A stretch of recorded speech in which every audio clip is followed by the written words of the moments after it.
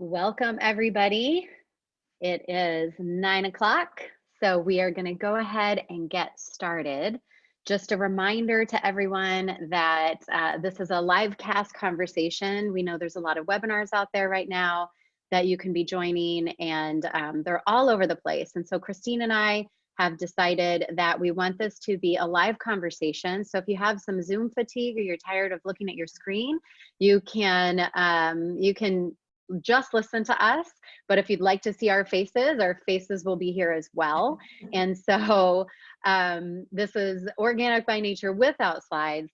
And I am joined again by my good friend, Christine McHugh, who between the two of us, we've got 4+ decades of leadership experience. And so while we don't have all of the answers, we do have a lot of experience to bring to you. And we hear a lot from our networks, both, inside for me, inside my company, and what our leaders are dealing with, and even what individuals are dealing with in communication with leaders. And Christine, from years and years of history of leading both large and small teams, and now, in consulting with clients and hearing what's going on in her network. And so, Christine, thank you for being here with me again today. I'm always grateful to be able to have a conversation with you, and having these scheduled conversations every week has been really fun, and I've learned a lot from them. So I'm hoping that everyone else is learning some things too.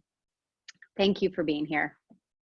Thanks for having me. I'm looking forward to the dialogue. I'm really looking forward to hearing from our attendees, what's on their mind, what challenges are they facing as it relates to this dispersed workforce and all the things that come with that. So yeah, absolutely. So a reminder to everybody, we do have a chat feature, which you can use. There's a Q&A feature in this particular setup. So if you have a question, and we're going to diligently ask you to bring us your questions throughout this, because we really want to hear what questions you have, and we want to be able to address those as well. So there's a Q&A feature. If you have a direct question, please go ahead and put it in there, and we'll remind you a little later on too. But you can use that throughout this entire time, and we will get to those as they come in. So today we're going to talk about this whole working from home dynamic we have going on in the world today for many people. Obviously, some people are still having to show up to their workplace. In this case, we're going to talk about working from home and managing a dispersed workforce. For many leaders, this is the first time that they've ever had to manage remote workers. And so it brings forth a whole new set of challenges. Christine, what things are you hearing from your network as far as the challenges that leaders are facing with this new dynamic of working from home and managing people working remotely? yeah, there's definitely a few themes that have emerged, but it really came to light for me on one of the top themes when I was on a call, I think last Thursday night, with a client. And we were talking, it was a Zoom meeting, so there was like 4 or 5 of us on it. And it was a very serious body of work that somebody who was taking on. And the individual who was doing the project was sharing how the project timelines need to be delayed because she wasn't able to devote the level of attention she needed to it, given that she was dealing with homeschooling or caring for her kids at the same time. And so in the middle of this meeting, on this very serious, heady topic, her 4-year-old comes in and insists on a refill of his goldfish. And he was not going to stop. But and I hadn't experienced that myself. Like, I know that it's happening, but it really was illuminating for me. And this person who is taking their work very seriously, putting a lot of thought, very conscientious, high quality, it was very technical work. And the struggle that she was feeling of not being able to meet her original deliverables while also trying to meet the needs of her kid and give him some attention. And he probably came in on the meeting like 3 times in the 45 minutes we were together. And that is one of the things I've definitely heard, especially parents with younger kids, is trying to navigate through, whether it's homeschooling requirements or commitments, not having childcare available, and trying to balance the dynamic of being a really solid contributing employee during this time while also being an attentive, caring parent. And that particular story just like brought it all home for me as it relates to the project that this person was working on with me. So I think that's one thing, definitely acknowledging not everybody has those circumstances, but they might have other commitments and things that require them to give their attention elsewhere. But I think that leads into the second theme I've heard is how leaders are defining and managing productivity, for lack of a better words, during this time, and what are the performance expectations that relate to that. And then I think the third thing, there's a couple others, but the third thing is, and we talked about this last week for those who may have been with us or perhaps joined for the first time, is trying to find the right and meaningful ways to stay connected with the dispersed workforce. For some people, it's too much, and other people, it's not enough. And a lot of it can be very individual, in nature. So definitely those three. I know that was a lot to start out with, but very, very common and consistent themes that have not at least gone away or tapered off in the last 6 weeks. And I think the performance expectations is another one that's really emerging is, okay, looking forward, like how are we going to continue to manage that? So what would you add, Toni? Well, those are three big meaty things for sure. And I think those are a lot of the things that I've been hearing. We've actually noticed one of the things at Aduro, we've already been set up for people to work from home. So just the act of setting people up to go ahead and be at home and working was a pretty easy transition for us. We relaxed some standards around your extra monitors and things like that are at the office. We allowed people to take those home so that they could really set up their workspace and those sorts of things. But we have noticed that we're in such a technical environment that we have so many technical tools, and they work out really, really well when you're in the office. And the fact that different teams like to use different sets of technical tools doesn't cause a huge problem all the time. But as soon as everybody's dispersed and you're simply trying to chat someone else, and there's several different systems that people are communicating with, finding the right communication channels has been a challenge, especially working cross team. So working inside of their own teams, people know what communication channels people use, but working with other teams and knowing this team likes to use Slack to chat, this team likes to use Teams for chat, and being able to communicate to them has been a challenge. That was actually something that came up after our communication conversation last week, is like, how do we find these right channels? And I kind of want to get that one out of the way from the perspective of when you notice those things happening in your company, where you have these different ways of communicating and you're trying to find that. One thing that we have made a distinct decision about is that we tried to make a fast shift of using certain communication channels. And we got a lot of resistance from people who had well-established ways of communicating. And so we took a step back and said, we want to solve this problem for the long term. And so just have some patience in the near term. And, those people that you're communicating with the most, just decide between you how you're going to communicate with each other. And then beyond that, it's opened up our eyes to what we need to focus on in terms of the technical tools that people have, and setting up the right defined processes and expectations for usage that we didn't even know was going to be that big of a challenge. So I think that was the only thing that I would add, and I would kind of just leave it at that, is that the decision there is take a step back and remember that there will be a long term that you have to solve for, and so solving the problems in the short term needs to take that into consideration. Let's jump into, I think, thinking of working parents. I want to jump into that. And first, a caveat, I'm not a parent. So I just want to say, from actual personal experience, I can't speak from that, but I've talked to a lot of parents. And we actually did a podcast that will release in May around trying to balance it all, where we talked to somebody, a mother, a good friend of mine who has done a really great job of doing that. But when you're thinking about being a leader and managing a team, I think this is the perfect time to personalize your leadership style to each one of the people on your team, because it would be easy to think that everyone's experiencing the same thing because we're all in this similar situation together, but everyone has a different situation at home.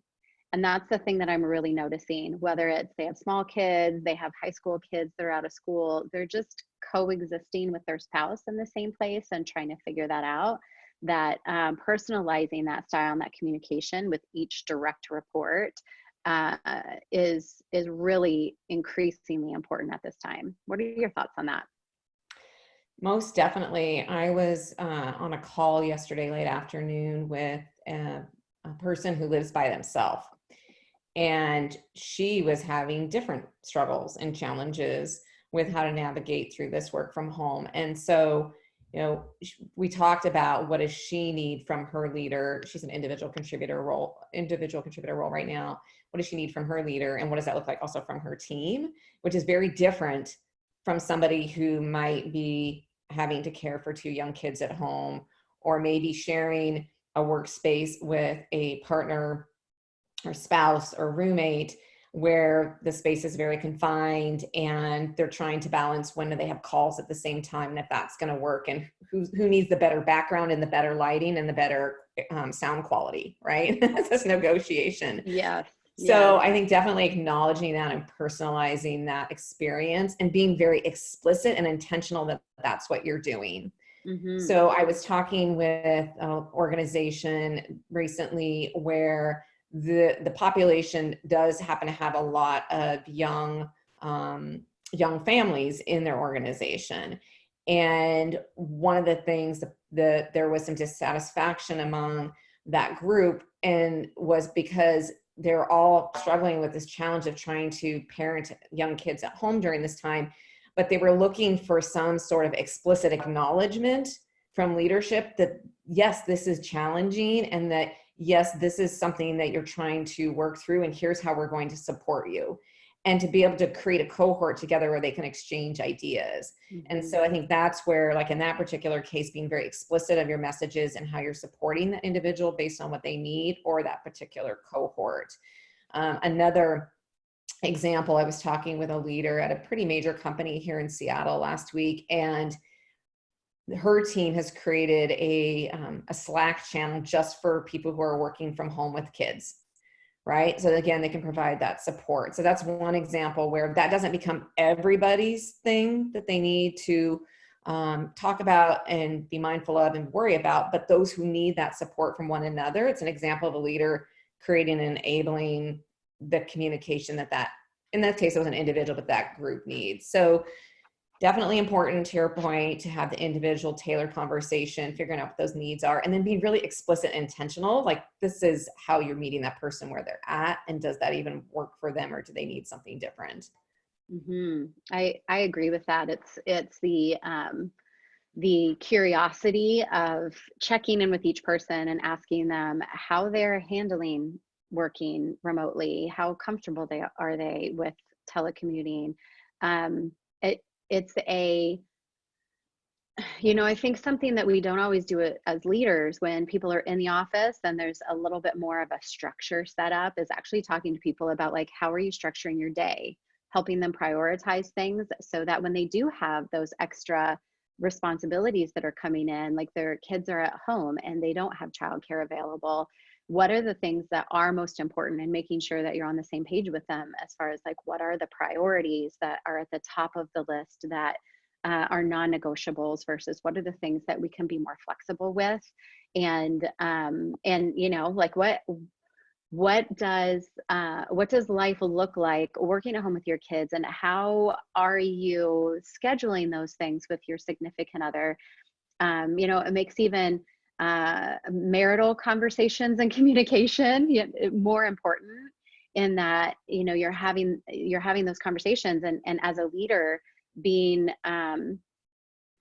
not to become a marriage counselor, but to just, you know, help people define how they are having those conversations to set up the right structure so that they can feel comfortable with the work that they have in front of them.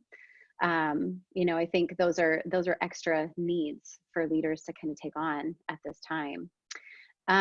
You know, I thought, as a working parent yourself and as a woman, one of the things that I've noticed is that, you know, our working moms, especially if they're very career driven, they don't want to raise their hand and say they need help.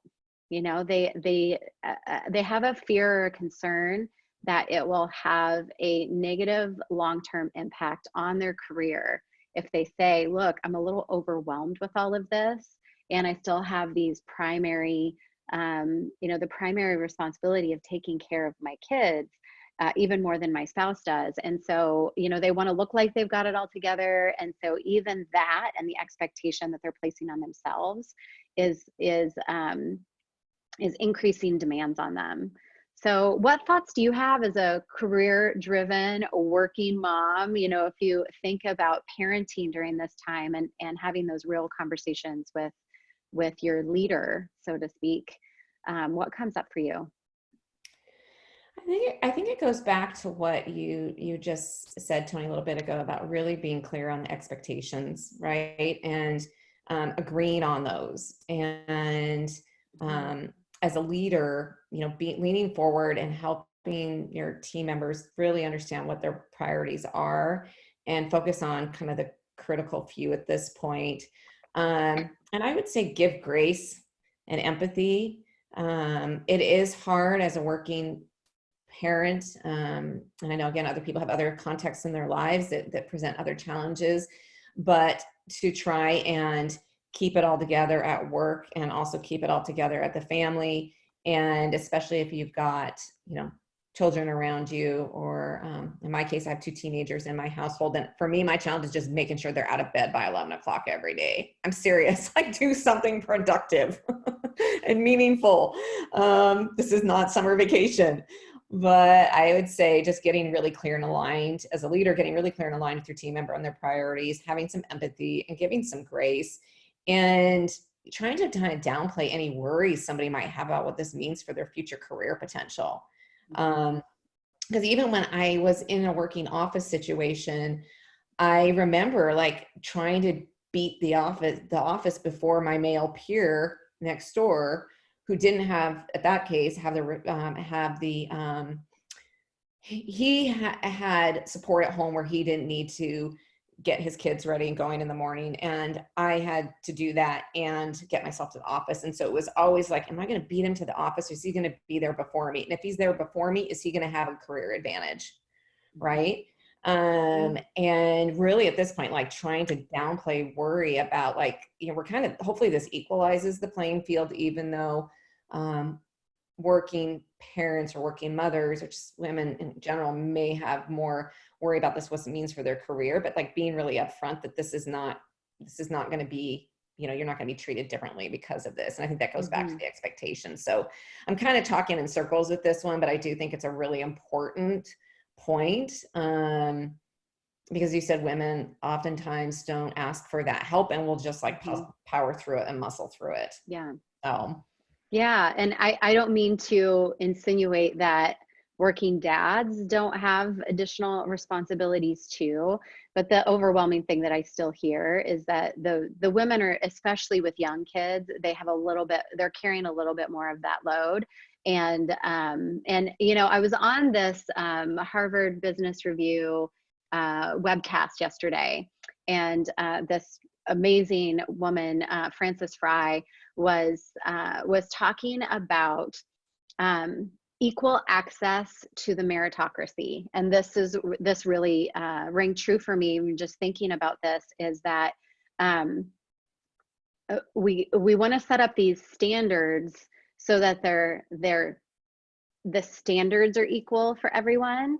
And I think this is a really important time to just acknowledge equity versus equality. equal access versus sameness, right? And we have to think about all of the people that work for us and how do we give them equal access to that meritocracy? How do we give them equal access to, you know, being able to be great from everything from, you know, if you and this is like in times where people are going to the office, if all of your important meetings with your senior leader team are at the same time as school drop off and moms have more of that responsibility for school drop off, are you giving equal access to the meritocracy? And so we have different challenges now, which means we need to ask different questions, but we need to be asking the questions. And I think that that is key, is that as leaders, we're asking the questions about how the work environment that we're setting up for people is impacting them. And do they feel like they can actually show up and do their best work in that? And if not, how can we help to support what they do need in order to continue to do their best work? And, you know, of course, as usual, our time is flying and I could talk to you forever. I think that this dovetails into the conversation about productivity and performance expectations. And so, you know, it starts from the same place of just, you know, opening up the conversation. But something that I was reading that I loved, and I found myself doing this as well, thinking about whether or not we need to decrease our expectations or simplify the work or decrease workloads for people. And while in some cases that might be true, in other cases, because of what people are going through, because they have, you know, increased fears about, you know, unknown health situations, you know, just change in general in their life, that the idea of simplifying the work to make it just tactical can actually be taking away meaning from the work that people are doing.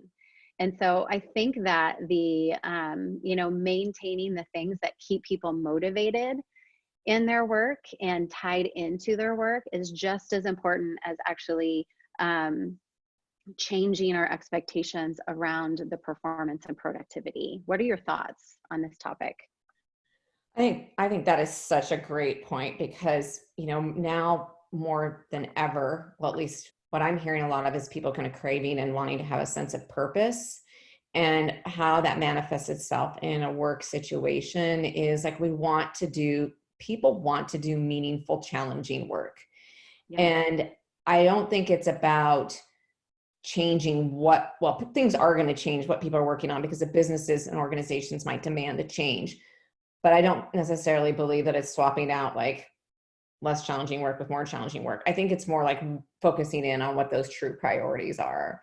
Mm-hmm. So another place that I've been working with lately has been talking about really understanding their team members' capacity, and not capacity in the realm of a traditional 40-hour work week, but capacity of what an individual actually is available to do given their other commitments. Mm-hmm. And they're trying to be very objective about it, but not too overly scientific.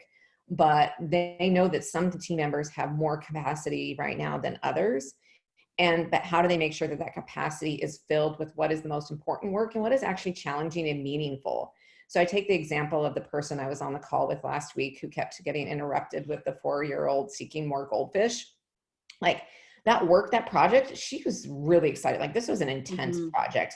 And while there's some things that she couldn't do anymore or she had to deprioritize, she keeping this project moving and challenging her in the whole scheme of things was a really important thing for her own satisfaction. So yeah, definitely meaningful work is probably more around the quantity, not mm-hmm. the quality. Like I don't think that quality expectations on work quality should change by any means at this point, but what are the most important things you're working on, and is that the quality inherent in that? So mm-hmm. Absolutely. I see a comment here from Edward. It says, opinion, reset expectations for self, others, and outcomes at a situational level. Absolutely. That goes back to that like personalizing, right, to each person, and be realistic in those expectations and not be afraid to modify up or down. 100% agree. I think that's, you know, in helping people prioritize, and I think in the setting expectations, it's so much about agreeing to the expectations, right? Like making sure that you and each one of your people are on the same page about those expectations and agreeing that those are the things that are possible, so that everyone feels great about what you're trying to accomplish together. Reminder, everybody, send in your questions. I said I was going to remind people, but we just kind of get going in our conversation here too. I see one from Joe Ivy. This is a big, meaty topic, Joe. So as experts in human health and performance, what are your thoughts on reopening? I think that is a really big, meaty topic that we are going to tackle here in the coming weeks, and educating employees or clients when business does reopen. We are at Aduro, we're actually, we've launched our first return to work program. We've been on site with a client the last couple of days, helping people get back into the workplace in a safe way. And we're helping those clients to put together their own return to work programs about how are people going to operate once they're back inside of their offices. And I think that we can, in future weeks, we can do a whole topic around that. And we have some internal experts that I'd love to tap into for that question. So thank you for asking it, and we will keep that one open. All right, I see one from Mark. My direct reports were recently furloughed. I am still working. I realize that my purpose is to strengthen myself and prepare to be the best version of myself for when we all get back. I am, however, experiencing a kind of survivor's guilt. Ooh. Any tips on how to cope? So, I think there is purpose. You can kind of look at any situation in a couple of different ways, right? There's purpose in not just strengthening yourself, but also in thinking through how do you continue to create a great space for the people that work for you and around you, so that when people are able to return, that you can bring them back into a better environment even than what they left. And that is, that's the way that I would reframe my own thinking. And I think, any time you get an opportunity to take in, those feelings and just actually sit with them and be okay that you feel a certain way, and then shift that thinking into something that's really productive about how you can, create space for others is a powerful thing. Anything you want to add on that, Christine? No, I think that was really, really well said. And I have been there, and I understand like that feeling. And I think, as appropriate, also just reminding people that you care about them. Yeah, I think that's it. Absolutely. I agree with that. We are already at the end of our time, and we're wrapping up. So I want to mention a couple of things. I won't be here next week, but we have a special guest. We're going to talk about enhancing mental well-being and what, as leaders, should we be looking for in our people to notice when their mental and emotional health and well-being is suffering, and how we can support them during that time. So as we go away today, I just want to check in with you, Christine. We always want to give people a couple of juicy tips to walk away with. And so what are your big takeaways on this topic and from our conversation today? Yeah, I think one is really acknowledge where people are at an individual level, and adapt your communication style, approach, frequency based on their unique needs. 2, give some thought to, do you need to re-clarify performance expectations and what success looks like during this time, while still providing people meaningful, challenging work. And then the third one, we didn't get into in depth. I would ask leaders to consider, are there any additional structures or changes in your current meeting structure or your touch point structure to help support people during this time? And it could be, again, an increased level of frequency, a decreased level of frequency. It could be no meeting times. I know some companies are saying we're not doing any meetings during these hours to acknowledge that people need a break. But I would consider, how can we put some structure to kind of give people the space to work through either their work or some of the things they're dealing with outside of work. So. Absolutely, I agree with that, and those are the same takeaways that I have. I think there was a clear theme throughout. to really just be human with people, right? And have real conversations with people and know that everybody is a little bit different. And, you know, we have to get down to that level in order to continue to provide that meaningful work and meaningful experiences during work and support people in their whole overall life. So, Christine, I appreciate you. Thank you so much for this conversation as usual. And I just can never get enough time with you, and I'm just so Likewise. grateful for it. So thank you for Thanks. joining me. I hope you all got some great value today, and we'll look forward to talking to you next week. All right. Have a great day. Bye, everybody. All right, bye.